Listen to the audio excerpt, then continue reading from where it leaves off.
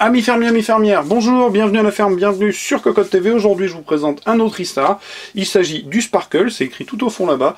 Donc je vous ai présenté le Vortex il y a peu de temps, et bien voici son grand frère, le Sparkle. Vous voyez un look assez différent, qui se veut un peu plus haut de gamme, qui est vendu 99,90 €, qui propose quelques petites choses qu'il nous faudra aller écouter de façon à voir si c'est pertinent ou pas.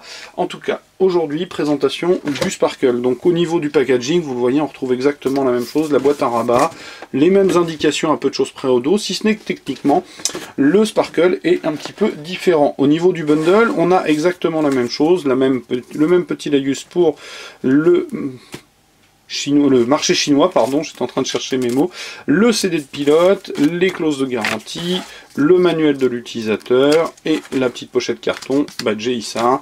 Ça, vous connaissez, on en a déjà parlé. Le Sparkle, pardon, est surtout fourni avec ce petit ustensile qui n'est rien d'autre qu'une carte son USB. Donc vous voyez, USB d'un côté non plaqué, petit caoutchouc, on va avoir une diode d'illumination ici, on a du plastique, correct, sans plus, comme souvent, et vous allez voir c'est un peu le cas sur le casque aussi.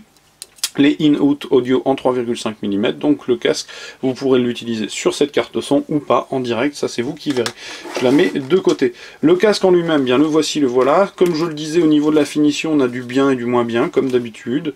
C'est un peu le souci, c'est-à-dire qu'ici par exemple, c'est pas forcément parfaitement ajusté.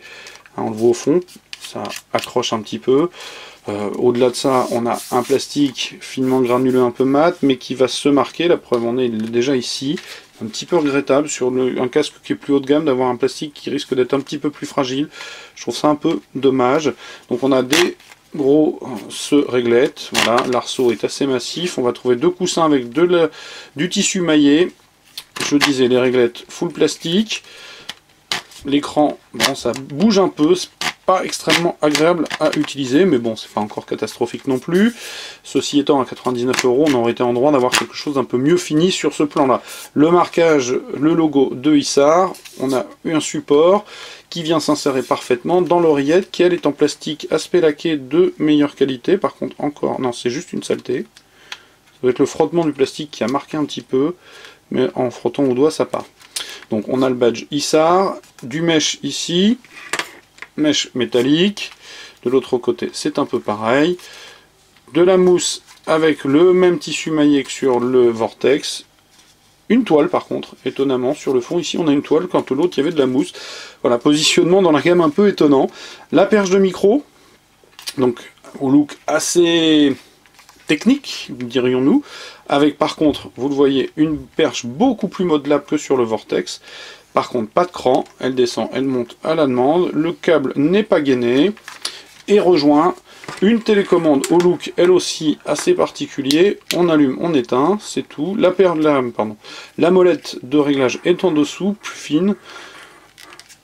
Et ça, en fait, on allume, on éteint le micro. Pardon, j'avais pas vu, j'allais m'apprêter à dire une bêtise, c'est vrai que ça me paraissait étonnant avec des 3,5 mm plaqué or, donc micro et écouteur. Voilà, au niveau du casque, je vous l'ai dit, donc finition assez moyenne. Au niveau de la conception, on est sur un casque fermé, semi-fermé, parce que je me demande si le mesh n'a pas volonté d'aération, parce que j'ai pas réussi à traduire exactement, tout à fait correctement ce qui était dit ici. En tout cas, c'était des 70 mW max power, donc reste à voir. Ça nous promet normalement des explosions assez conséquentes pendant le jeu, c'est ce qui est a priori écrit. Donc, étonnamment, on a un Fengyu microphone. Alors là, par contre, je ne sais pas du tout à quoi ça correspond, il faudra que j'aille tester. Ceci étant, on a quand même a priori un système de réduction de bruit. Ça me paraît étonnant qu'il soit actif. C'est pas écrit, je ne le pense pas. Alors au niveau de la technique que vous apprendre, cette fois-ci, le Sparkle est équipé avec des HP de 50 mm, la sensibilité est à 105 dB. Voilà, le max power c'est 70 mW. L'impédance est à 41 ohms. La fréquence beaucoup plus intéressante que sur le Vortex, pardon, excusez-moi, 15 Hz jusqu'à 24 000 Hz, c'est plutôt pas mal. Le poids 404 grammes, bref, l'important ça va être d'aller le brancher et d'aller voir comment il se comporte. Hein, vous voyez au niveau du look c'est assez jaune et noir, c'est un peu particulier, ça plaira pas, ça... Chacun verra midi à sa porte. En tout cas, voilà, il s'agissait aujourd'hui du Sparkle d'Issar, qui devrait normalement être disponible dans toutes les bonnes crèmeries, s'il vous intéresse. Je vais aller de ce pas le connecter sur ma machine pour voir quelle est la qualité de son et savoir ce qu'il vaut. Je vous invite à venir lire le test écrit pour en avoir un petit peu plus, parce que là c'est vraiment du unboxing en direct live, c'est-à-dire je ne les ai pas encore branchés. Et donc je vous invite à venir lire le test écrit, je l'ai déjà dit. Je vous souhaite comme d'habitude une excellente journée, je vous dis aussi au revoir et à très bientôt.